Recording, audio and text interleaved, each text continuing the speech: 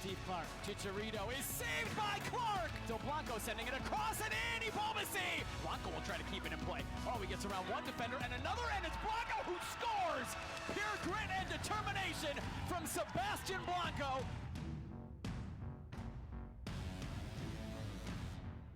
Welcome live to Providence Park. This is Orlando, Florida, where all the way across the country, the Portland Timbers are getting ready for their second match of the MLS is Back tournament, just about an hour away from kickoff with the Houston Dynamo. We are in Portland, live at Providence Park. This is Timbers Pregame Live, presented by Carl's Jr. I'm Jake Zivin, alongside Nat Borchers. The Timbers getting ready for their second match of this tournament. They're in good shape after defeating the LA Galaxy 2-1 in their first match of the MLS is Back tournament on Monday. Now a chance to possibly clinch advancement to the knockout round if they can beat Houston in a match that kicks off in about an hour. Over the next half hour, we will get you ready for that match. We'll hear from Giovanni Savarese. We'll hear from Steve Clark. We'll also take you to Orlando to get a tour of the facilities, what everything is like there with Richard Farley, and we'll break down the matchup between Houston and Portland. And Nat, it's a good position for the Timbers to be in a group stage situation like this. The first game so important, the Timbers put themselves in good position by winning that game against the Galaxy. Yeah, Jake, they did. And the most important thing for me was that they played well and they got the 3 points. In a tournament like this, you want to get the results early because it puts you in an excellent position, certainly, to move on. The 3 points could conceivably put them in a position to get through already. So you're in a good position, but they also played really, really well, which I think was really key for them to get off to a good start. Now, it wasn't perfect by any means, but it was a good start, and they played well. Great start for them. Well, this is how it went down on Monday in Orlando. The Timbers got off to a good start. They dominated the first 10 minutes or so, but conceded a penalty kick that was saved by Steve Clark, and he saved the rebound as well. And that just kind of set them on for the rest of the night. And you see Steve Clark, he reads the PK really, really well. And just what a big save at that point in the game to keep the Timbers in it. And then Sebastian Blanco making big plays. Jeremy Ebobisse in the right place at the right time for the finish. That was really key for the Timbers to get that first goal. And then you see Blanco again. He beats the first Galaxy player. And then what a challenge here to win the second one. And boom, he's in on goal. What a finish from Sebastian Blanco. You want your big-time players to step up in big-time moments, and that's what Blanco did here. Let's take a look now at the MLS is Back tournament standings presented by Pacific Office Automation. There's only 3 games for every team in the group stage, so that first one is so important. The Timbers put themselves atop of Group F with the win. Houston and LAFC had a 3-3 draw on Monday night, so they each have 1 point. The Galaxy, of course, with 0 points. The top 2 teams from each group will advance to the knockout round, as will the 4 best third-place teams throughout the 6 groups. So a win tonight would put the Timbers on 6 points. It would guarantee them a top 2 finish, which would guarantee them advancement into the knockout round. It's a really important game, Nat, from that perspective. We're going to break down this matchup throughout the next half hour. But big picture, what's, to you, the most important aspect of tonight's match? I think it's transition. I think you look at first and foremost, getting the result here would put the Timbers in a fantastic place to advance. And you think about what 2 wins could do for this club in terms of confidence moving forward. You get the opportunity potentially to rest players against LAFC. So I think for Gio and the rest of the staff, he's thinking, we got to go for it here. You put together the best 11 you can put together, and then you really get after this Houston Dynamo team, which I think is there for the tanking. Yeah. It's a big match for the Portland Timbers, a possibility to clinch advancement. And depending on what happens in LAFC later tonight, a win over Houston could clinch the Timbers the group victory if LA and LAFC draw. Kickoff in about an hour from Orlando. We will be back here on Timbers Pregame Live, presented by Carl's Jr. with Nat's keys to the match. And later on, hear from Timbers head coach Giovanni Savarese.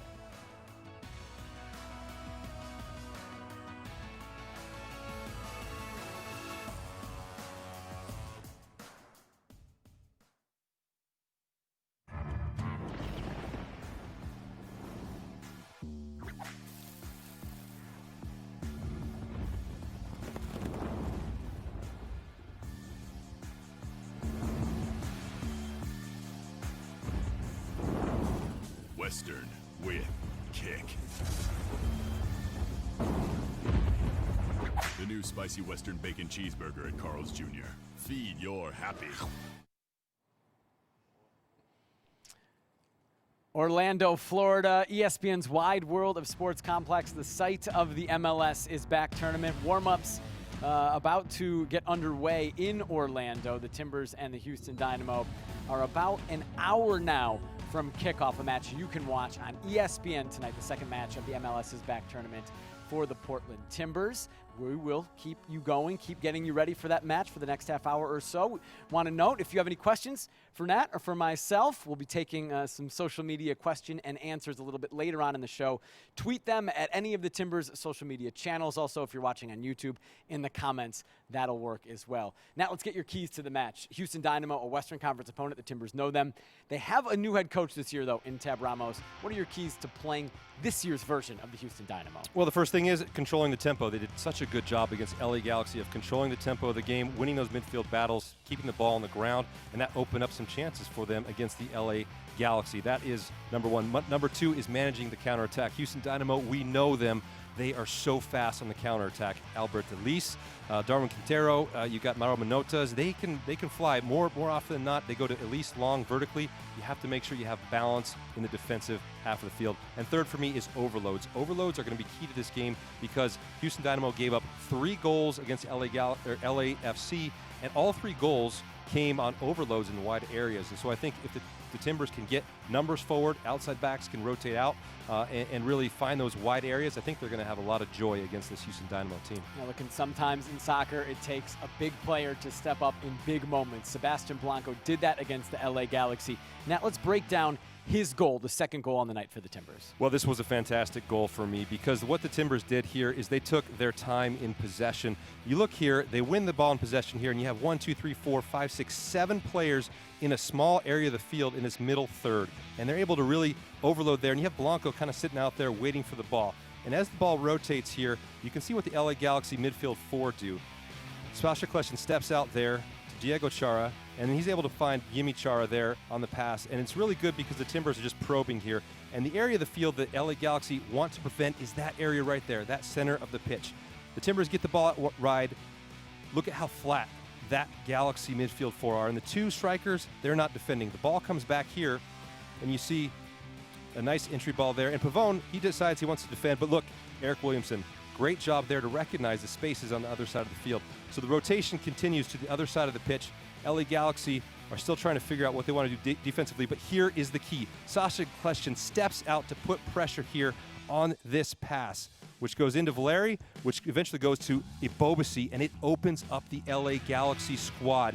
And Ebobisse, you look there, Blanco is on the wide area, ready to pounce on it. Ebobisse gets his shot off. Blanco is ready here to win this ball. Of course, we know what he can do. He wins that first challenge, the second one, and he scores that goal. And that was just a fantastic microcosm of what the Timbers did so well against LA Galaxy with that possession and controlling the tempo. A significant build-up to get to this point when Sebastian Blanco scored the second Timbers goal on the night. He also had an assist on the first. This is a guy, Nat, that time and time again, now into his 4th year with the Timbers, we've seen him step up in big moments and be a reason why the Timbers get a result, get a win in the playoffs in 2018. And now with the MLS is Back tournament, he does the same thing against the Galaxy. And as a Timber supporter, you have to love this guy. He plays with an edge, Sebastian Blanco. He's always up for the challenge, and he's got the skill, the technical skill, and the ability to put the ball in the back of the net and to play that final ball. So you just have to love that leadership capacity he has and also the technique he has on the field. He's been a fun player to watch, and he's just such a huge player for the Timbers to rely on in those big moments. A lot more to come for us here live from Providence Park on Timbers Pregame Live, presented by Carl's Jr. Remember, send in your questions if you have some for Nat on the Timbers social media channels. We'll get to those when we come back. We will also go to Ross Smith, who breaks down the Houston Dynamo and what they do in 2020 under Tab Ramos.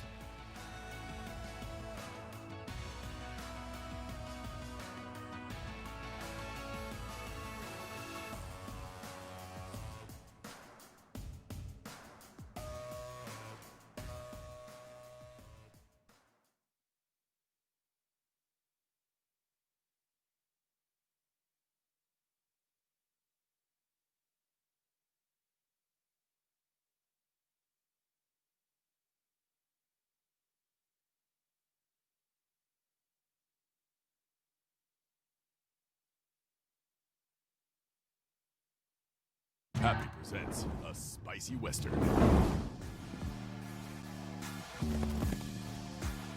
Western gone spicy. spicy Western bacon cheeseburger at Carl's Jr. Feed your happy. Welcome back live from Providence Park. Timbers pregame live, presented by Carl's Jr. Under an hour before kickoff, the Portland Timbers and the Houston Dynamo from ESPN's Wide World of Sports complex in Orlando, Florida. The Houston Dynamo are a familiar Western Conference foe for the Portland Timbers. They have a specific style. They have dangerous attacking players, many of whom from recent years the Timbers are familiar with are still there. But they have a new head coach this year. Wilmer Cabrera was let go in the middle of last season. Davey Arnaud finished out the season as an interim head coach. But then in October, Tab Ramos was named head coach for the Houston Dynamo. This guy is a U.S. national team legend as a player. He's a U.S. Soccer Hall of Famer, and most recently have been coaching with the youth national teams, and now he's putting his stamp on the Houston Dynamo. Let's take a look at the resume of Tab Ramos, one of kind of the iconic players in the U.S. national team in the 1990s when the U.S. was hosting the World Cup.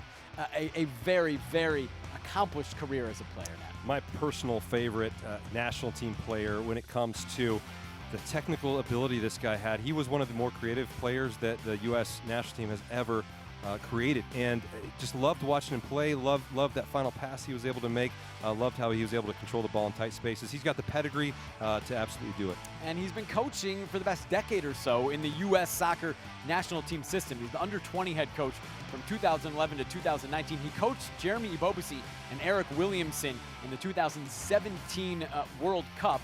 He brought the U20s to 3 straight quarterfinals in the under-20 World Cup, not the under-17 World Cup. Was also a U.S. national team assistant in the World Cup in 2014. Of course, named the Houston Dynamo head coach at the end of last year in October of 2019. In 3 games is 0-2-1 with the Houston Dynamo. Our Ross Smith broke down how Tab Ramos has changed the way that the Houston Dynamo play. Last year under Wilmer Cabrera, the manager set up his team in almost too many teams. And when we look at one of the matches, we go back to last season. Here we see in red a defensive 6. And so you have your back 4 and then your 2 holding center midfielders right in front of them. So these 6 players, they're tasked with defending. I'm going to highlight these 4 players in yellow, the attacking sides of this unit.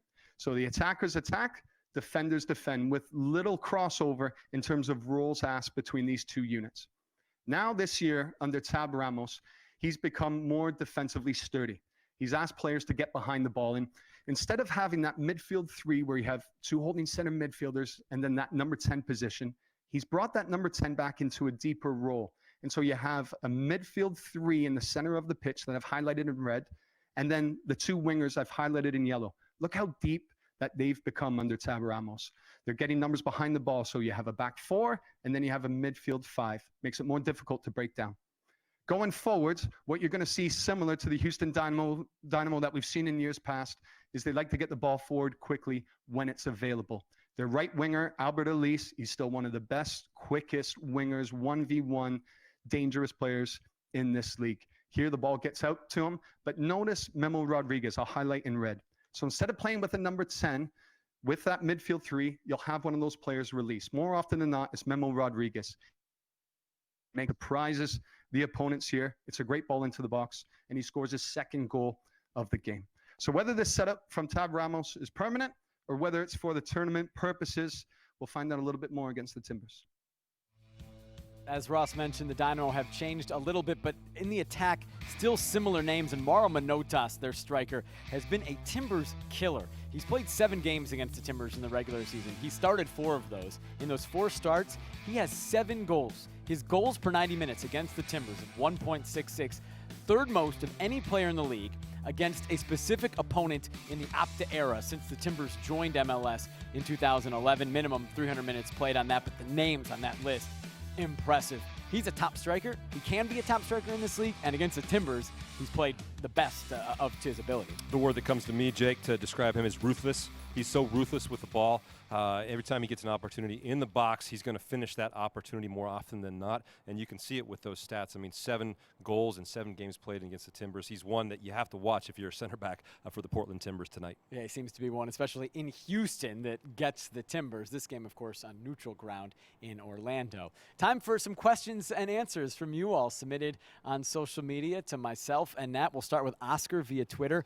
How do we defend against players like Albert Elise and Christian Ramirez? We should note to Oscar, Christian Ramirez is not with the Houston Dynamo. He left the bubble because his wife was giving birth, drove back to be with his wife for childbirth, so he's not with the Dynamo tonight or during this tournament. They won't have to worry about him, but there is still plenty to worry about, like Albert Elise. Yeah, and I think balance when it comes to defending a guy like Albert Elise, he's absolutely brutal on the counterattack because he is so fast, he's so pacey, and the Houston Dynamo, you'll see, they'll play directly to him in transition, so you have to make sure you have numbers back, make sure that balance is right. You don't want to be 1v1 if you're on the Portland Timbers back line against a guy like that. Yeah, certainly one of the most dangerous players in MLS, Albert Elise. Next up, Mark via Twitter. Are you expecting much rotation tonight?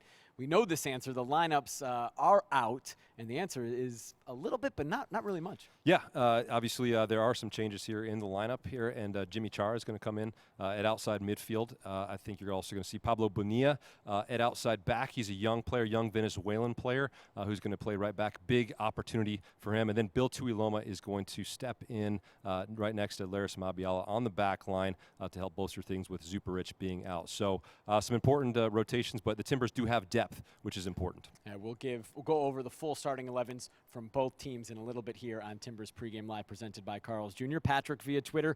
What are the pros and cons of Eric Williamson versus Christian Paredes alongside Diego Chara? It's a great question, and we saw Williamson having a career game against the LA Galaxy the other night because he has the ability to keep the ball in that middle third possession. The downside is he doesn't have as much bite as a guy maybe like Paredes does, and so I think that you kind of have to balance both. But he did have a couple tackles that I liked against LA Galaxy, and I think he's trying to bring that into his game as he gets a little bit more experience. And Giovanni Savarese rewarding Eric Williamson with a second straight start today against Houston. Finally, Rocky via YouTube, how different will tonight's lineup be from last game? A lot of questions about the lineup, and as Nat mentioned, 3 changes. Well, and I think and overall you have to look at it and say, okay, the team performed really, really well against LA Galaxy, and so there are a few tweaks, but nothing major, you would say, in terms of the spine of the team stays relatively the same, other than Zuparic coming out for Tuiloma due to the red card. But I think that just shows that the manager was pretty happy with what happened against LA Galaxy, and I think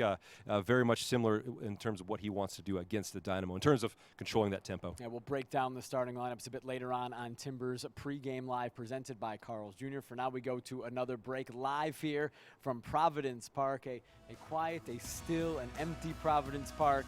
One day, the fans will be back. For now, it's the MLS Is Back tournament in Orlando. Getting closer to kickoff, about 45 minutes away. We will return live from Providence Park.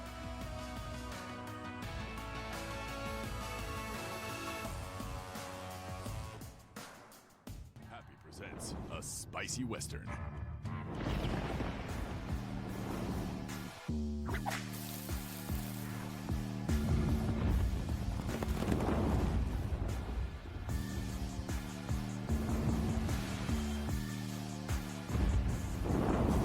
Western with kick. The new spicy Western bacon cheeseburger at Carl's Jr. Feed your happy. We are back live from Providence Park, counting down to kickoff the Portland Timbers and the Houston Dynamo across the country, just outside of Orlando, Florida.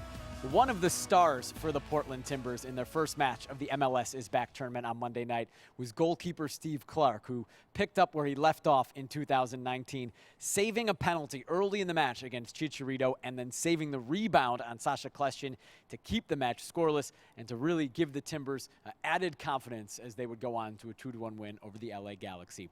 Earlier, I spoke to the Timbers goalkeeper ahead of tonight's match against Houston. Steve, let's start, of course, with the penalty save. Such a big moment in that game and your guys' 2-1 win over the LA Galaxy. Take me into your thought process as much as you're willing to share. You're standing 12 yards away from Chicharito. What's going through your mind in the moments before that penalty?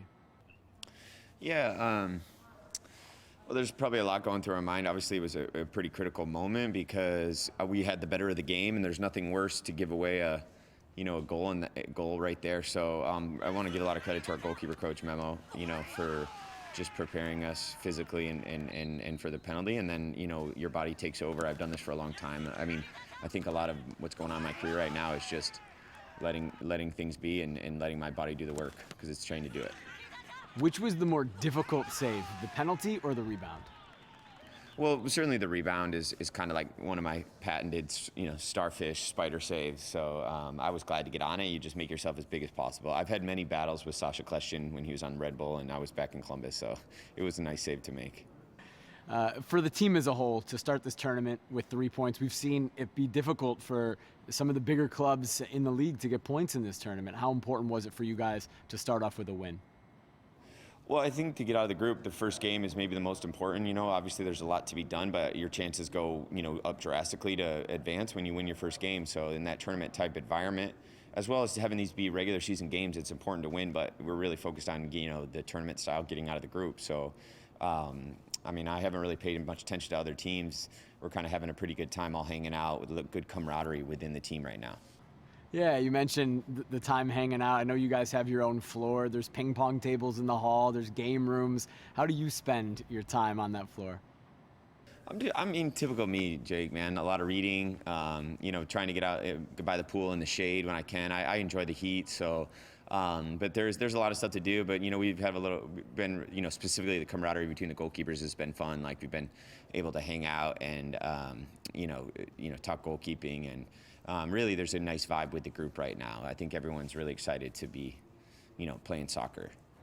Given the structure of this tournament where each team basically has their own floor, you guys are spending time pretty primarily with your team on what amounts to like a month-long road trip. How important is it to have a team that enjoys spending time together off the field? It's really important, and it's really important for to put the team first for everybody out here. And I know Gio preaches that constantly. There's just a nice mix of people from all over the world, but good personalities in this locker room, and we're just having a really nice time, and that pays off on the pitch. You guys get Houston now, Western Conference team, obviously, as all these teams in the group are that you know well. Did you get to watch them against LAFC, and what'd you make of that 3-3 draw? Yeah, well, we know Houston pretty well. I know they have a new look with their new coach. They seem to be really fit and fast. Obviously, LAFC's been a powerhouse the last couple of years, so that's a good result for them. And we know they're going to be an incredibly difficult team to play against. So they have a lot of speed, a lot of technique. So we'll be ready. A new coach in Tab Ramos. Have you seen differences with what they're doing now than what they've done the past few years? Well, they seem a little bit, they seem disciplined, but I think the same look Houston because they have similar players. Obviously, they added Quintero, so he's a new dynamic in their team, and they're going to be great on the counter as always, 1v1 in spaces, and there's a lot of space because it's hot. Steve, we appreciate the time as always. Good luck against Houston. Thank you. Well, soccer is so often a game of moments. One moment in that match, of course, was Steve Clark's penalty save. Another, Jeremy Bobusi's goal, the first one of the match. A player who took advantage of an opportunity, Nat, on Monday and made the most of it. Yeah, he did, and I'm always so impressed by the intelligence of Jeremy Bobusi. Just being in the right place at the right time, it does take a lot of intelligence, and he does such a good job of just making sure that he's in that right place when the guy who gives him the ball gets the ball. So he's just such a good job there of just waiting, posting up, and then the ball comes to him. All he has to do is redirect it onto the goal, and it just opens up that first goal for the Timbers. Difficult decisions for Giovanni Savarese. You mentioned the depth all across the field for the Timbers, and Felipe Mora, Yaroslav Niezgoda, both on the bench tonight, but it's Jeremy Bobusi again, the confidence of his head coach, Giovanni Savarese, who will start against the Houston Dynamo when that match kicks off in about 40-45 minutes. And speaking of Giovanni Savarese, earlier I chatted with him. Here is our pregame chat with Giovanni Savarese presented by Alaska Airlines. Gio, before we get into this upcoming game, I want to ask you about a moment in the LA Galaxy game, Steve Clark's penalty save. We saw your reaction. Have you seen video of your reaction yet? And take me into your mind in that moment. I guess you cannot see my smile, no? Because of the mask.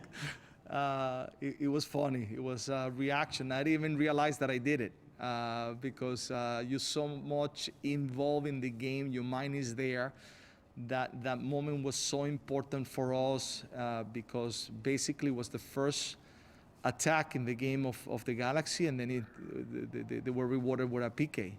So when we saved and when Clark was able to save and then save the second one right after the second shot, there was a reaction, and I think that was a very key moment of the match. We see that from you on the sideline all the time, that passion. Not every manager, coach is like that. Some are much more stoic. Why do you like to show your emotions on the sideline? I am in the game. I'm there with the players. I feel it. I feel that I'm there with them on the field. Give support, making sure that I try to give as much energy as I can for the guys, just to make sure that they can continue to move forward, and it's with a lot of balance emotionally, but there's those moments in which like the PK moments that are very important and that I appreciate so much from the players, that I am so much involved in that sense. So for me, it's something that has always been part of me. When I was a player, I was the same way, and that's it. You guys turn from the LA game to Houston, just 4 days in between games at this tournament. And it's not like any team, or you guys are in mid-season form fitness-wise. So how do you handle the recovery from LA and transition into preparing for Houston? Yes, and you also have to think that you have another match right after. And this match is beside being important for you to qualify and continue in this tournament. These games count in your regular season. So you have to think very careful about your selections and your choices and what you want to do, and we are in that process to make sure that we are able to prepare as best as possible for this match, trying to make sure that we analyze everything that we need to, and try to put on the field the best team possible for us to be able to accomplish the goal of getting the 3 points and hopefully continue to move forward. So we are in that process, looking in practice, looking at the guys, how well they are able to regenerate from that match that we had. And we know as well that we're playing against a difficult team. Houston is a tough team. They have trained very well. So physically they will be strong during the match. This team this year of Houston has depth, so wouldn't be surprising if they have some players that will come in that didn't start last match.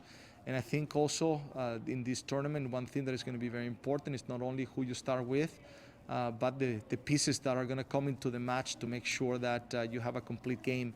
So that's where we are at the moment. We're analyzing everything about this match and try to make our selections. Tab Ramos is Houston's manager, and he's yet another former MetroStars teammate of yours that you will manage against, joining Peter Vermees, Mike Petke, Tony Miola in the NASL. What have you seen from Tab in Houston so far? How has he changed that team? It's incredible, first of all, that from that team of the MetroStars, so many coaches came out. Peter Vermees, Miles, you mentioned Petke, and so many others. And if you go back, also Roberto Donadoni internationally. So it's incredible. So many coaches. Chris Armas, that was part of the beginning, but then he went to LA. Part of the Rough Riders also. So I think it's just interesting. Tab is a clever manager. He's a pragmatic, The teams that he has coached has done always well. We have seen with the national team that he has been able to be a manager that uses his pieces in a very smart way. So I don't expect anything different from Tab, So it's what he used to do also as a player inside, having the cleverness. So that's what we expect. So we know that this is going to be a difficult match, and we have to prepare accordingly. Gio, we appreciate the time. Good luck against Houston in your second match of the MLS's back tournament. Thank you.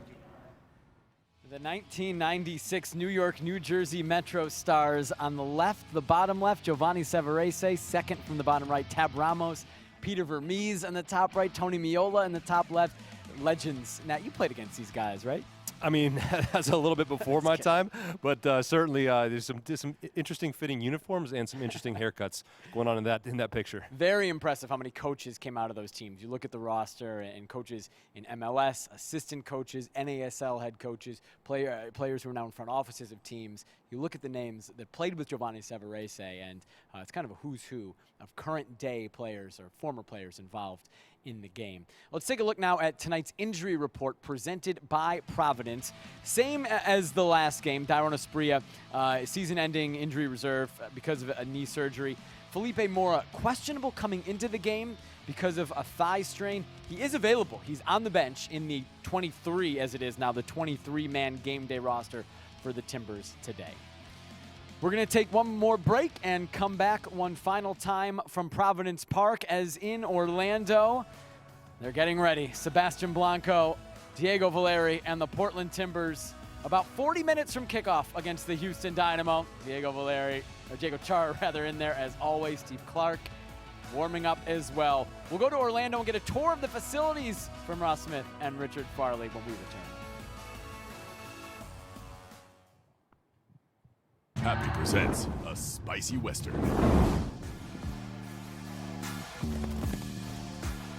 Western gone spicy.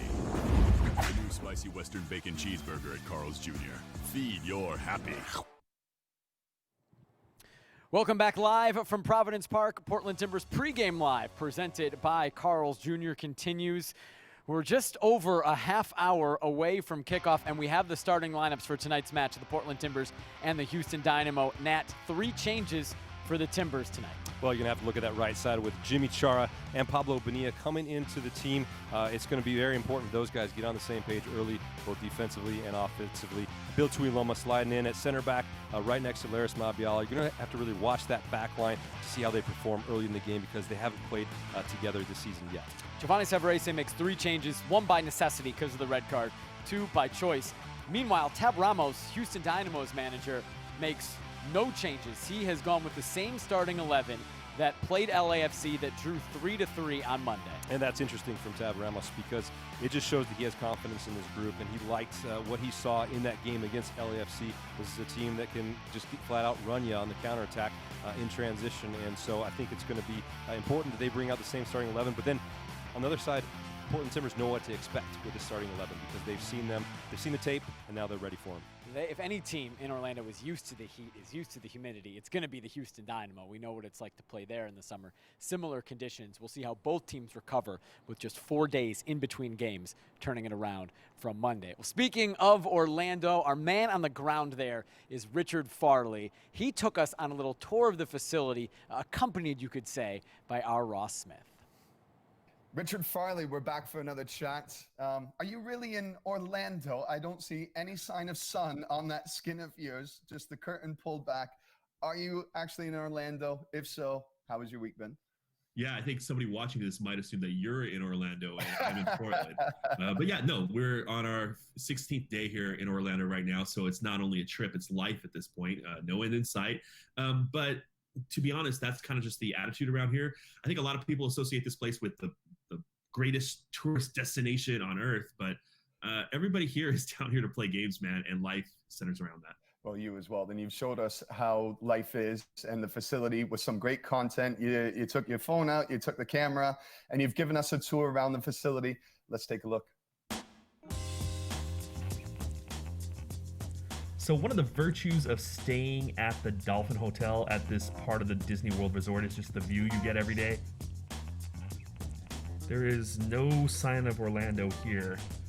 Just pretty much trees and new construction and Disney buildings as far as the eye can see, and a beach that is being very, very underutilized by MLS personnel. A typical day in the hotel for us starts at about 11 o'clock Eastern time, 8 Pacific. This is the long hallway to the elevators, and it's usually decorated with boots and dirty laundry. Come to the elevators, see where the guys play ping pong at night. And here is one of the most interesting parts of the day.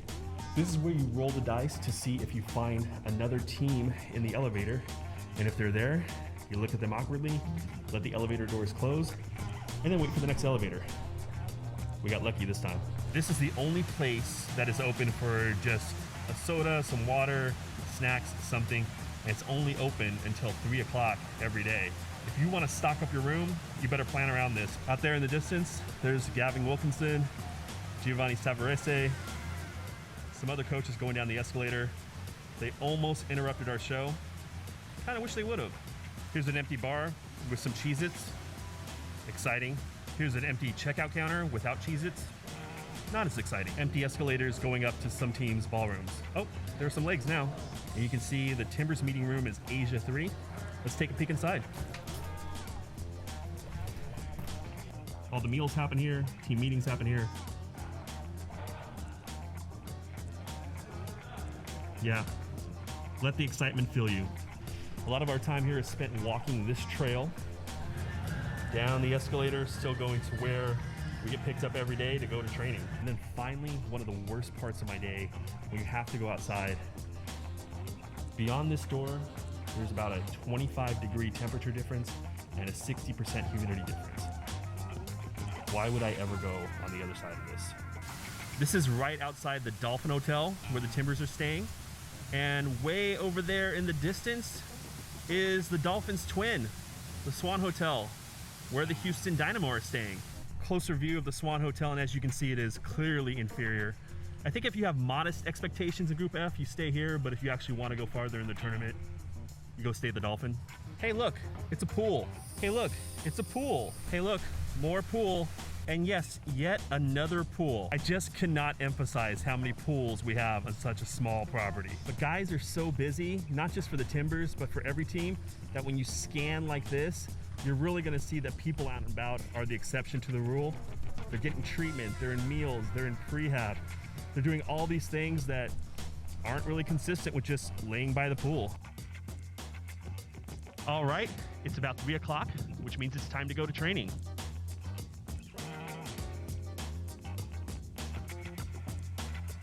All right, this is the training center. Right now, you cannot even see which field we're supposed to be walking to. Crucial update, we are still walking. We are almost done walking.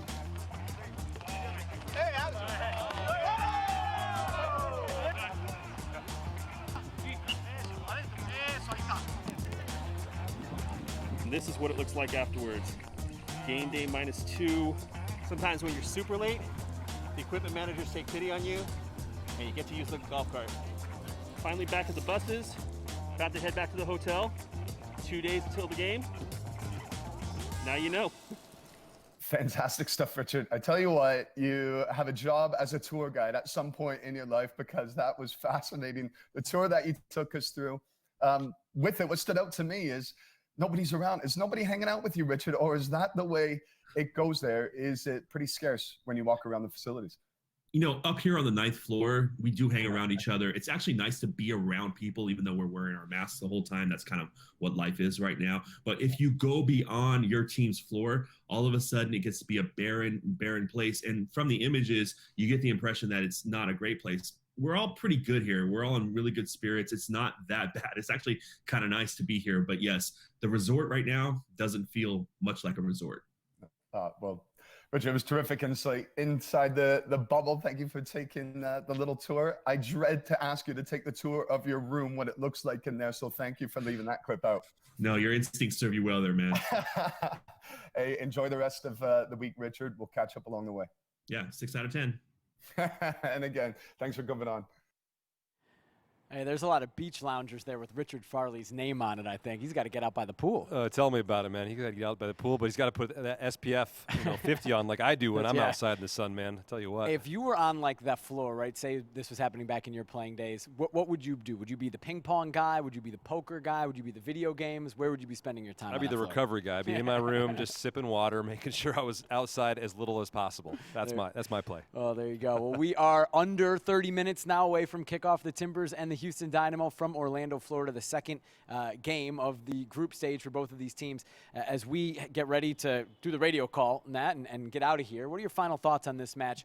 Overall, what do the Timbers need to do to get another win and secure advancement out of the group stage? I think more of the same. I want to see more of that controlling the tempo in that middle third, because that just created the chances against the LA Galaxy, and I think they'll be able to do that against the Houston Dynamo. And I think also it's going to be important to have balance in transition, because they were vulnerable against LA Galaxy at times when they didn't have the right numbers back defensively. So against Houston, have that balance, and I think you're going to have a good night against them. Well, that does it for us here live from Providence Park on Timbers Pregame Live across the country in Orlando. The Timbers and the Houston Dynamo warming up, getting ready for a kickoff just after 5 o'clock. You can watch the match on ESPN. You can listen on the radio in the Portland area. 7:50 the game. Nat and I will have the call. Pregame coverage going on right now on 7:50 the game. And then after the match, 10 p.m., Fox 12 Plus, Nat and I will be back for Timbers Postgame Live. For our whole crew here at Providence Park and Nat Borchers, I'm Jake Zivin. Enjoy the match, Timbers and the Dynamo.